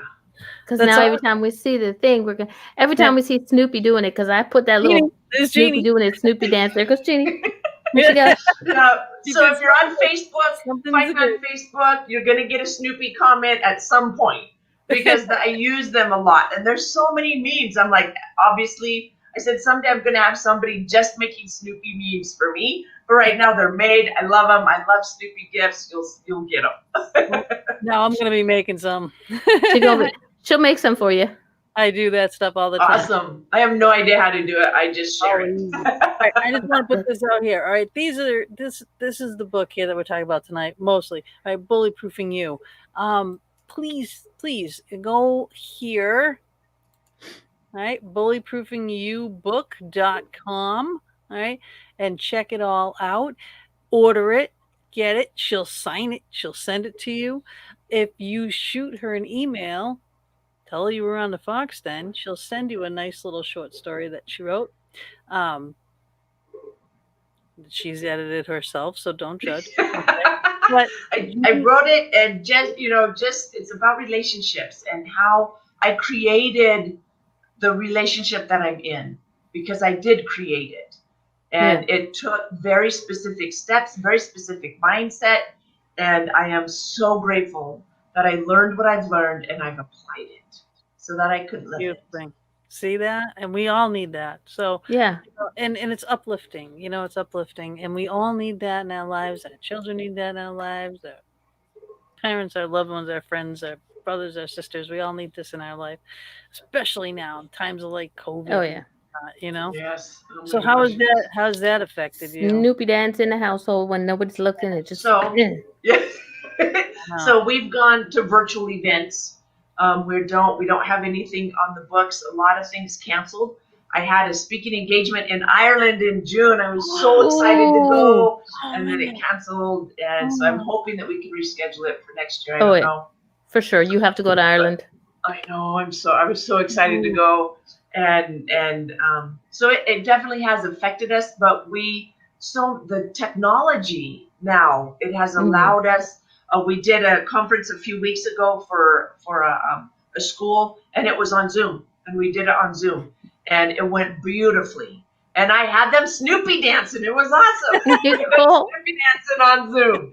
And, and they were like, oh my gosh, I got a copy of the comments later. It was beautiful. It was beautiful. And I'm like, you don't have to just sit here. You can dance. Get up. I'm like, everybody get up. Let's dance. And we were all dancing, and it was cool. It was neat. So some lives were changed and impacted, and that's what it's all about. And we do have a foundation now. And so because some schools can't afford us, and I used to just do it for free, and then I'm like, I need to pay my mortgage too. Yep. So we started a foundation, for schools. And so if you want to donate to that, awesome. And it's just a request. Or if you have a school that doesn't have the funding, but you want to do it, we do have donations, and we can come do that at your school. So And we can do it Zoom or we can do it live, whatever. Yeah. So COVID has definitely affected us, but not as much as it did at the beginning. Now we're rolling, we're getting things going again. Exactly. How many languages is your book in? Just out of curiosity. So it can be translated. So we published it through Amazon. It's self-published through Amazon. And so it's on all of the distribution channels. So if you're in another country, I know it's been translated into Japanese because I had a client there purchase it and send it to me. Or you can ask for it to be translated wherever you're purchasing it. So publishing is not like it used to be where you have to publish a bunch of books and then you send it out. Now you can do on demand and they can translate it for you and send it out. So pretty neat, really neat.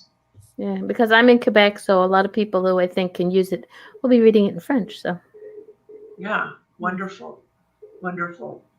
I'm just kind of like I'm looking at all these these questions that we've had here, and we kind of jumped all over the place when we've asked like the majority of questions.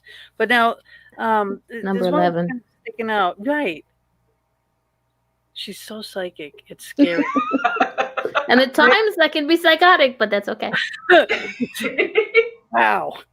Just blows my mind. But that's the one I was looking at. What have you noticed about the difference between internal and external bullies? So what is the difference between internal and external bullies? So the internal bully is that one that we were talking about, that voice in your head. And the external bully is people that repeat possibly what you're already saying in your head. Yeah. Both of them are devastating. The most devastating is the one in your head. Yeah. Because it's the one you never get away from. Exactly. And it's the one that's constantly there. And it's the one that you believe. Right. The reason external bullies are so difficult or so horrific is because they're just repeating what you've already said to yourself. And so you're using it as evidence that your negative voice is true. Yeah. And so this one has got to be tamed first. And the external ones disappear because you don't believe what they're saying anymore. And so wrap you back. Yeah, it doesn't affect you. It was so kind of the beginning of bully-proofing you. I'm standing out at the door of my classroom greeting students. And it's the first class of the day, and the student's walking down the hall. We'll call him Jim. Jimmy's walking down the hall, and another student says something to him. And I didn't think it was that bad. I don't even remember what it was, but I'm like, it's not that big of a deal, right? Well, Jimmy walks into my classroom and is just totally devastated. I'm like, oh my gosh, so we processed a little bit, but he was devastated. Later on in the day, again, standing out there welcoming students to my class, another class will say Tom. Tom is walking down and a student says something that's pretty harsh in my opinion. I'm like, whoa. Tom comes in, I'm like, hey, you okay? He's like, he's an idiot. And I'm like, wait a minute. What was the difference? And so I started coming up with questions and things that I could ask my students to start getting a cue from them or to start understanding where they were at. And I realized that it was here first. The reason Jimmy was so devastated is because he believed that he was an idiot. He believed that he wasn't valuable. He believed that he was stupid. And so someone outside of him just validated that. Yeah. Whereas Tom believed he was smart. Tom believed he was cool. Tom believed that guy was an idiot and it didn't affect him at all. Right. And so that's the difference between internal and external bullying. What do you believe? What labels have you allowed other people to stick on you? Go through that and peel them off and stick new ones on. Choose new ones. Yep. Yeah. Now, all right, is that the part of the limbic? The limbic brain. So the limbic brain is where your fight, flight, or freeze is housed. Okay. And so what happens is I breathe something in, right? I have all my senses are on high alert because I'm afraid. Your smell is your first law of defense because we have over 1 trillion smell receptors. And so I smell something and it's a direct line to my limbic brain. My limbic brain goes, whoa, danger, warning. And so my adrenaline starts pumping, right? Adrenaline starts pumping and I start looking around. I immediately go into fight or flight. And so what happens is if I can learn to calm that down, remember we talked about planned responses? I also use doTERRA oils. Right here I have lavender. Why? Because lavender calms me down. Yes. And when I take it off and I smell it, it immediately goes to my limbic brain. And my limbic brain goes, oh, wait, I smell lavender. Okay, let's calm down. It's okay. It's all right. And so I need to learn how to tame my limbic brain so that my neocortex can be online and I can think. And so that's what the limbic brain is. And I have a whole training on that. If you would like to be invited, again, send me an email, say, hey, Jeanie, when's your next fight or flight or limbic brain or whatever, let me know. And I'll make sure and get you an invite to that. Or I can send you a recording of one that I've done in the past. But shoot me an email and we can go way deep on the limbic brain and how it's affecting you, how you're not even aware of it. You're not even aware of it most of the time because it's hardwired in to protect you. Exactly. It's there for safety.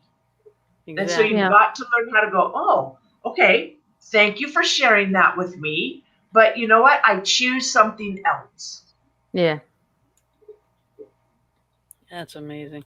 Mama, you got a question you would like to ask? Yeah, because Missy asked the question I was looking at. Okay.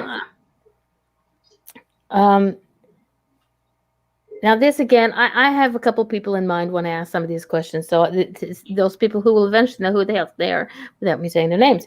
How do you train yourself to overcome that internal bully? And I know we've touched on it a few times, but I want people to get it that this is where this is the baby step of the voyage. So the first thing is awareness of it. Mm-hmm. So if you're asking that question, you know it's there. Yeah. It's the people that are clueless that you may need to go, hey, did you know you got a negativity in your head? But if somebody's saying, hey, I've got this voice in my head, what do I do for it? Awesome. You're already halfway there. Yeah. So you're aware of it. And you're like, okay, I choose today to do something different. I choose today to like myself. Yeah. And then you pick a label, whatever it is, and you put it on yourself. You can either actually get a label that says, my name is fantastic. My name is smart. My name is incredible. My name is, whatever you choose. And you put that name on you, either literally or figuratively. So if you're nervous and you don't have the courage to walk out in public with something that says, hi, I'm awesome, then you just do it in your house. Have your whole family do it. Say, hey, kids, you know what? Today we're going to try something different. Today we're going to choose our labels. And I choose Fandabidosi. And you put that on. Then you say, Timmy, what do you choose? And you write it out. You put it on you. And then all day long, you refer to them. Hey, Timmy, you're fantastic. Or you're awesome. And I'm Fandabidosi. And you just play that game in your house. You pick a new word. Then the next day, so that's day one, I pick my new word. Then the next day, I pick the same word. And I use that word for about a week. And then guess what? The next week, I get to pick a new word. And then as those old thoughts come in, I say, that's not me. That's the old me. The new me knows I'm smart. Yeah. So first step, make a decision to do something different. And if you guys have chat and you can type these out, awesome. Type them out. Those of you that are in the chat, comments, whatever it is. First one, make a decision to do something different. The second step is choose a word to replace. Fantastic, awesome, beautiful. And you get a label and you actually put it on you and you wear that all day. Have your kids join in too. That's fun. Yeah. Then the because third kids step, can come up with amazing words. Oh, yeah. COVID Yeah. game. Oh. Yeah. One thing that we did is you just get an outline, draw like an outline of a person, and then you have them put all these words in there. Fantastic, strong, smart, intelligent, loving, kind, and you just fill that whole outline up. And then once a week, you pick a new word. And you say, for this week, I'm fantastic. For this week, I'm strong. For this week, and you just keep picking words, and you put that outline of you wherever you can see it. In your bedroom, on the mirror where you're seeing it every day, or in your kids' room right next to the bed. And before they go to bed, what name are you going to pick for tomorrow? The right? Post-it queen. You have Post-its. Yeah, Post-its. Post-its Whatever. all over the bathroom window. Mhm. Bathroom mirror. It used to drive my husband nuts until I said, start reading them. Because they're all good things. But I just thought of something when you said my name is badge. I think I'm going to look and see if I can buy them online at Amazon, take them all out, have them printed out, special names, and send them to people who I think need them. Ooh, I love that. I like that one. I love that. Share the love, Hello. right? Kiss match. Share the love. Mama D is so Gina's caring. first one is going to be, I swear like a sailor. No, I have good part of my part of my cuss jar. Yeah, but see, I like sailors. I'm sorry, but anything in a uniform is very nice. So if she can swear like a sailor, I like her. Okay. My mom loved the Navy. Yeah. She was married 2 times. Her first husband died. And so she married another sailor boy. So she liked the guys in uniform. She liked those white, those little hats. Oh, hello. When did you join the Army? How old were you when you joined the Army? Me? Yeah. I was, how old was I? I have a hard time with that age, but I was a freshman in college. So I was in college when I joined. How old would that be? It'll take me too long to figure it out. So my husband finally taught me how to know how old I was. I have to add it. I have to do it by hand. Yeah. Hold on, I don't know if I'm 56, 7, or 8. I don't know. I have a good friend who is like, we're the same age now. We're the same age for 2 months. My birthday's in November and hers is in January. When I hit November and I turn my age, we're the same age for that amount of time. And I always tease her when her birthday comes around, say, how's it going, you old bag? She goes, you'll be the same age next year. Bob and I are the same age for 1 day because I'm I'm January 9th, he's the 10th. So on the 9th, when I get a year older, we're the same age. But okay, that's a Snoopy dance. That's a Snoopy dance. Wait a minute. January 10th, that's the day you're going to be on my show. So we'll be celebrating Bob's birthday. Oh, yeah. We got to have cake. Snoopy dance and cake. Oh, yes. I love cake. Yeah, maybe I'll pop in with bunches of cake and I'll be stuck with it. Yes. Yeah. Interrupt your show. Put eyelashes on his ass. You guys got to have a cupcake each. Just okay. We'll figure it out. We will. We'll work. Mine will be smothered in chocolate. Ooh, yeah. I'm a chocoholic. You know those chocolate fondues there, fountains there? Mm-hmm. I just kind of sort of stick a cup on. It's just bad, Mama, bad. Oh my gosh. Okay. Can you give us the steps on how all of this can come together? Yeah. So the first one is the decision, right? The awareness, the decision, and then it is choosing something different and taking action. So replacing a word, replacing a phrase. Yep. And then it is looking for people who support you. Now that may not be your family. Nope. It may be someone else. And so if you look back now on your elementary school, on your middle school, high school, you look back, I bet you can find that teacher that did support you, or that parent that did love you, or that clergy or whatever that told you, hey, you know what, you're good. I love you. You're beautiful. Mm-hmm. The problem is that we don't hear it. Yeah. Because we don't believe it. And so somebody says it to us and we're like, that's not true. We ignore it. No, that's not true. And so start looking for people that uplift and encourage you because they're there. They're absolutely there. And if they're not in your immediate vicinity, they're online. There's books. There's, Nick Vujicic, Tony Robbins, Dean Graziosi. I'm just naming some of my mentors, Kirk Duncan. Yeah, they're there. I'm there. Jump online. We're constantly giving you reasons to like and love yourself. Yeah. You are the sum total of your 5 closest friends. Yeah. And so if your 5 closest friends are negative and calling you names, it's time to say thank you, but move on. And find those 5 that uplift and encourage you. My 5 started with CDs. That's where it started. And now I have tons of people all around me that love and support me, and I'm able to love and support others. Yeah. Because you've got to take care of yourself too. Exactly. And that for me is the number one thing. Everybody's got to take care of themselves. Yeah. Sorry, I'm making notes. Like forever, right now. Yeah. Mm-hmm. Yeah. She's part of the crazy. Yeah. Isn't it fun? In a good way. Yeah. Yeah. And nothing has meaning except the meaning you give it. Exactly. Right? It's like Go ahead. Go ahead. It's like the word, it's like the word bitch. Okay. People think it's a negative. And I don't. If my sons come home from school and they got into a fight, why? What happened? Somebody said I was a son of a bitch. That means they called you a bitch. I said, yeah, and tell them I said thank you very much, because I am beautiful, intelligent, talented, creative, and hot. Hello. Yeah. So it all depends on the way you look at it. She's a comparison of that too. You had the B word in there, and you said, "Well, a bitch is a dog. I love dogs. Dogs have what? They bark. Dogs they bark. Barks on trees. Barks on trees. Trees. Thank you. So it's all like perspective. How you look at it, turn it around, and always come up something positive. You know. Okay. I'm just telling you now, a lot of the stuff that you're giving me is going to be posting little things on my Facebook. So I may be tagging you in some stuff on Facebook. Beautiful. Tag me. I'll share it. We'll get it out there. That saves me from making those little things, because I'm not good at that. I love making those little things. She'll do the Snoopy one. I'll be doing Snoopy things for you. Gina will do the Snoopy thing.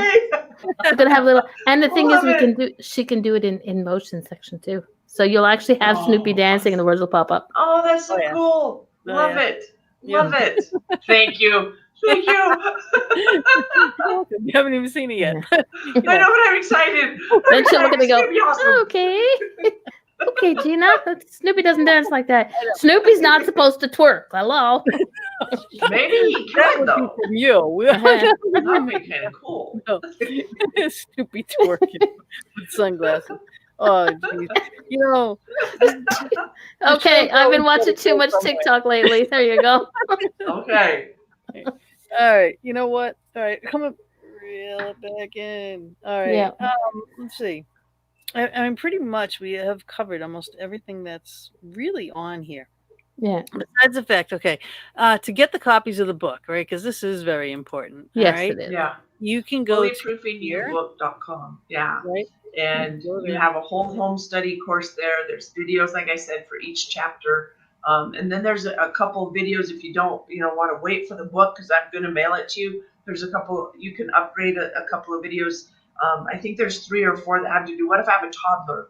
What if I have a middle schooler? What if I have a teenager? And it's direct. Mm-hmm. They're like 5 to 10 minute videos. Immediately start doing this, because I don't ever want someone to take their life ever. Ever. It's a devastation, and I can't reach everybody. But if we start a ripple effect, then we can. We can. Yes. And if my book is the pebble in the pond, so be it. Thank you, Lord, for giving me the courage to write it. So it can be that pebble in the pond. And then let's extend those ripples out to everybody that we know. Yeah. That's the way we start. And share this show, to your friends, Yeah, because it's the beginning. Exactly. Yeah. It's a beginning. It's that one baby step. Listening to this might get somebody going, hey, wait a minute, let me go get that book. Let me go check this out. Let me go check out the website. Let me send her an email and see what, because if you don't. Cut out again. Sorry, Dave's having internet problems. Sorry. Dave's in Australia, so he's like just waking up type of thing. I love you. So I want to go to Australia. So where can I come speak in Australia, Dave? Go.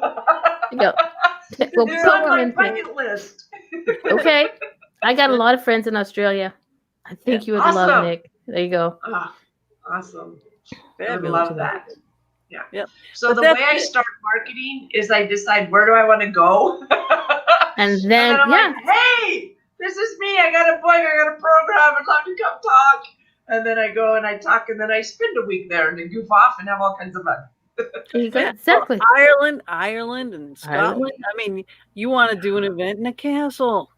Right. Yeah. Exactly. You need me for PR. Exactly. And she can make sure if you have any those ghoulies who sit in there and you never know, they might get some EVPs on your comments. We'll go do some hunting, some ghost hunting after some ghost investigations. Yeah. Okay, so we're going, and we have a good place in Jamaica. There you go. Ooh, love Jamaica. Sheila Price. Y'all. Yeah, Sheila Price. Yeah. She would hook you exactly. up. She's got a. Even New Zealand. There you go. We're gonna get you all over the world. I love it. I love it. Bring it on. If you end up somewhere ready. you didn't like, it's too bad. We made you go there anyway. I have not found a place I don't like. I've not. And it's all about perspective. You haven't been to Quebec in the wintertime with 6 feet of snow. Let's get you. Right. Yeah. So we just got back from Alaska. Loved Alaska. And I was also glad that we were leaving. Did you fish? We did. Nope. Had some great times. Did some hikes. Thoroughly enjoyed it. Did touch some lives. Thank you, Lord. It was a real blessing. Absolutely loved it. Yes. And we did a training in North Dakota, and we did the whole school district. And when he contacted me, I actually spoke at a teachers conference, and he contacted me and he said, "I want you to come." And I said, "Okay, if I come in the winter months, my fee is double."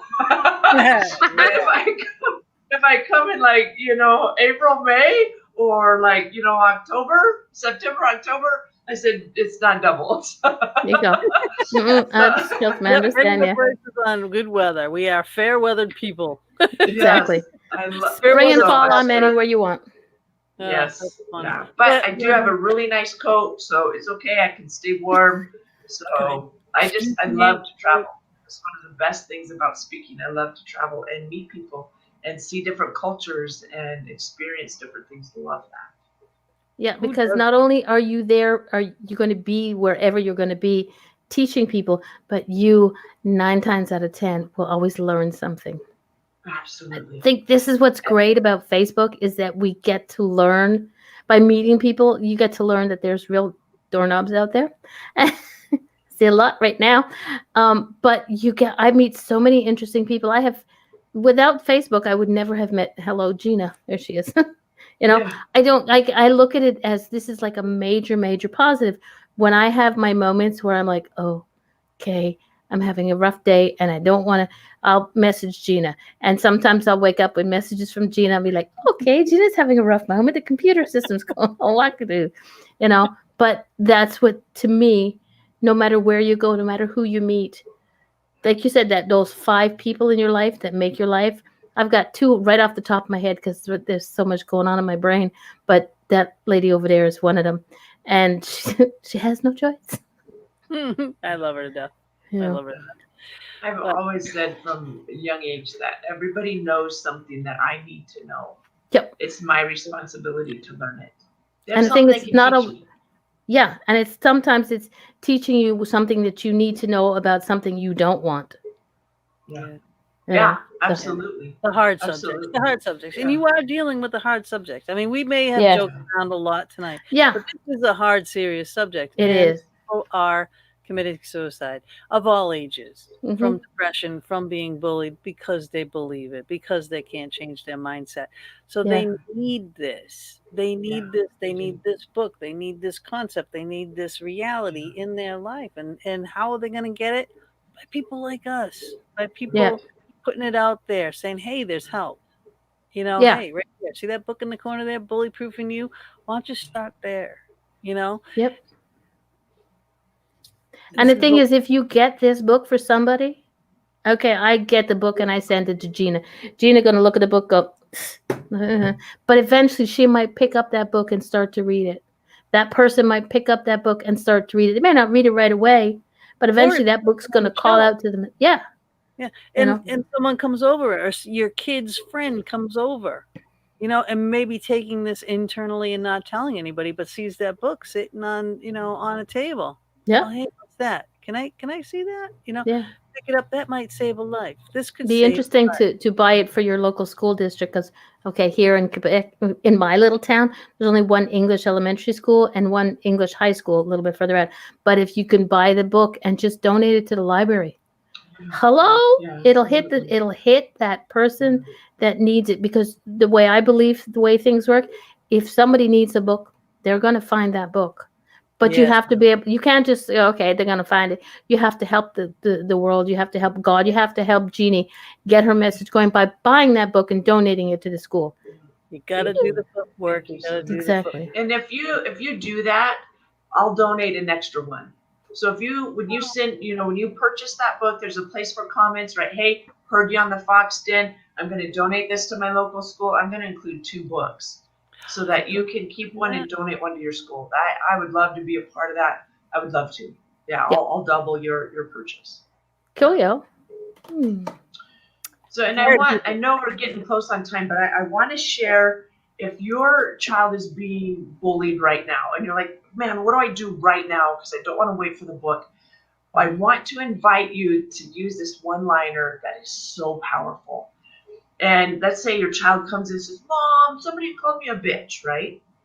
What you get to do is say, wow, aren't you glad I don't believe that? What happens normally or naturally, what I used to do before I learned and taught this, was I would say, no, honey, you're not that, you're not stupid, you're not ugly, whatever it was that they said, you're beautiful. And I would spend 5, 10, 15 minutes explaining to them how beautiful and smart and, handsome they were. What's happening psychologically or subconsciously is your child's going, wow, I must be really stupid because Mom just spent 10 minutes telling me I'm smart. Yeah. And it has how many the times? effect. Exactly. How many times do your children say, you have to say that you're my mom? It's like, yeah. Right. No, right. I don't have but to. When you say, aren't you glad I don't believe that? It triggers in their mind the response that, you mean I have a choice? Yep. You mean I don't have to accept that label? I can do something else? Yep. That's so wonderful. Aren't you glad I don't believe that? And then what do you believe?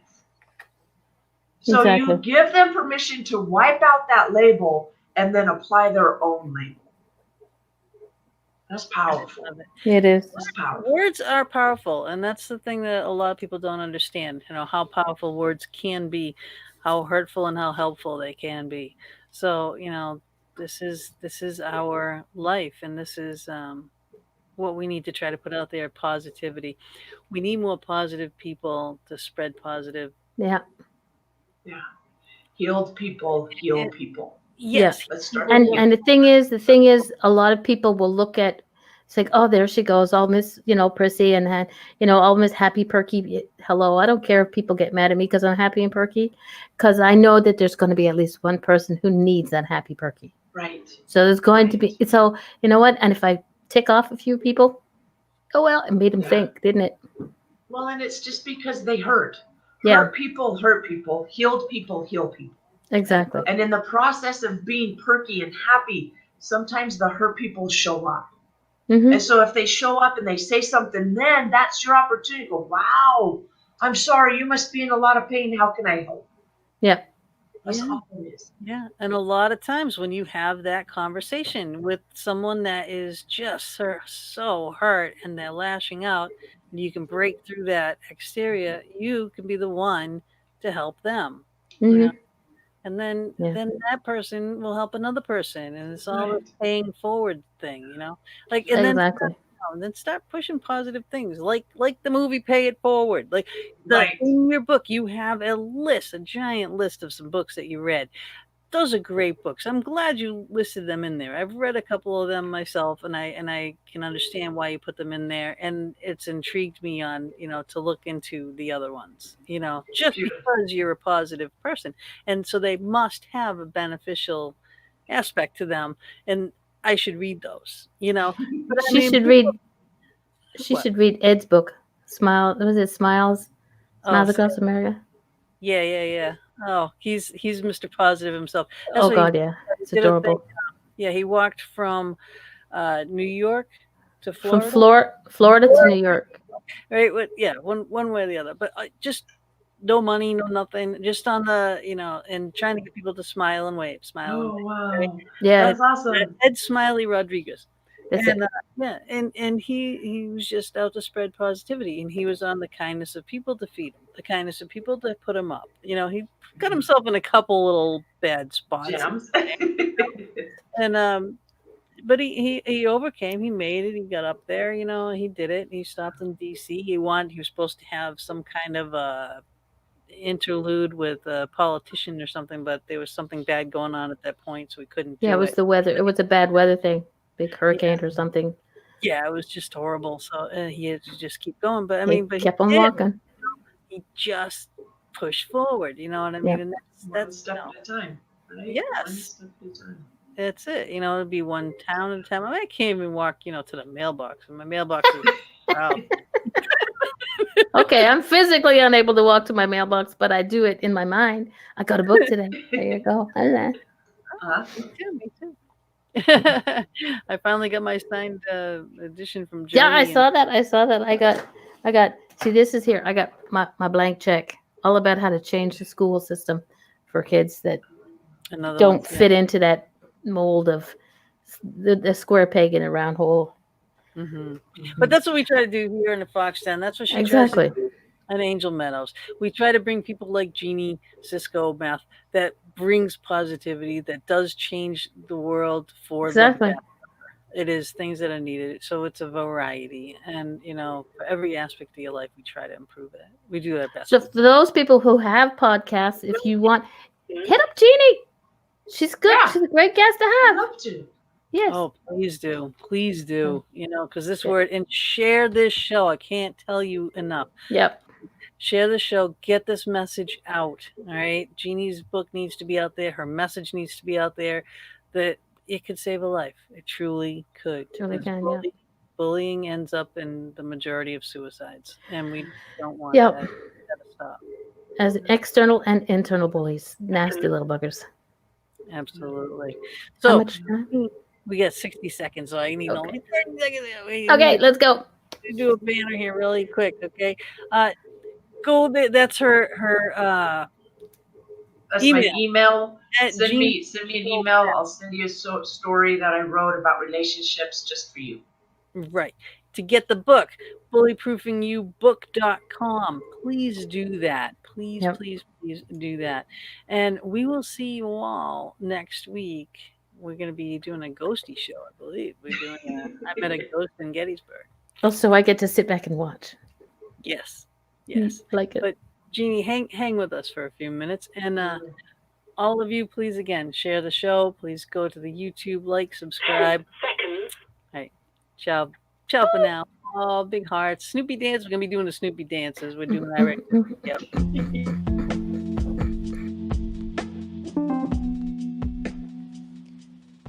Thank you again for joining us for another episode of The Fox Den. We would love it if you would go over to our YouTube channel, which is The Fox Den, hosted by Gina Bankston. Please like and subscribe our channel and join us in the chat room there while we stream live every Thursday evening from 8 to 10 p.m. Eastern Standard Time.